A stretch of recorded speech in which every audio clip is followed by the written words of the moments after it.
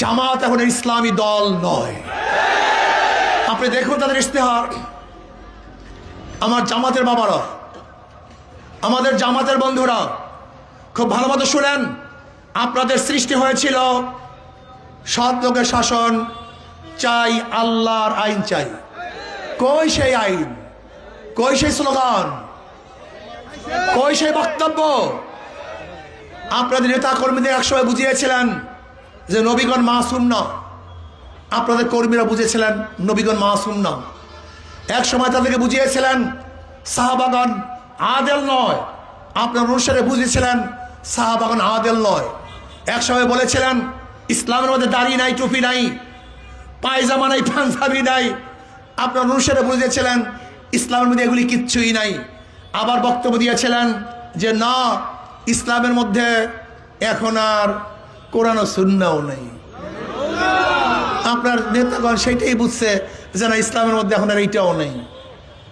শোনেন, এখানে ক্যামেরাবন্দি যারা করতেছেন, আপনারা বলতেছেন, মানুষকে বুঝাচ্ছেন যে আস্তে আস্তে আমরা বলবো না, আমরা ইসলামের কথা বলবো না, ক্ষমতায় গিয়ে ইসলাম কায়েম করব। এটাই তো ধোঁকা দিচ্ছেন না।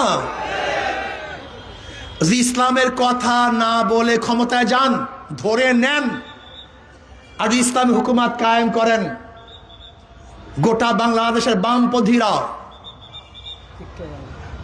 যত বাংলাদেশের ইসলামের দুশ্মনরা সাথে সাথে রাস্তায় নামবে। তুমি ইসলামের কথা বলে ক্ষমতায় যাও নাই, তুমি ইসলাম এখানে আনলা কোথার থেকে? বাংলা কথা বুঝেন না? বাংলা কথা বুঝছেন?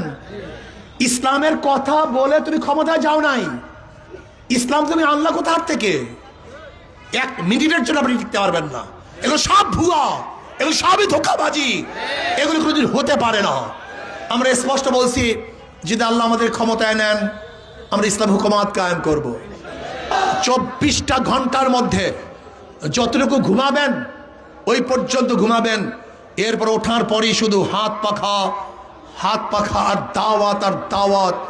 ইনশাল্লাহ জাগরণ সৃষ্টি হয়েছে।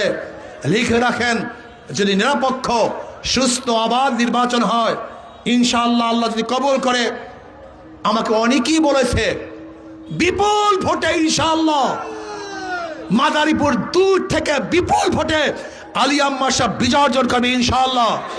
এবং আশা করি মাদারীপুরে 1 এবং 3 থেকে বিজয় অর্জন করবে ইনশাআল্লাহ।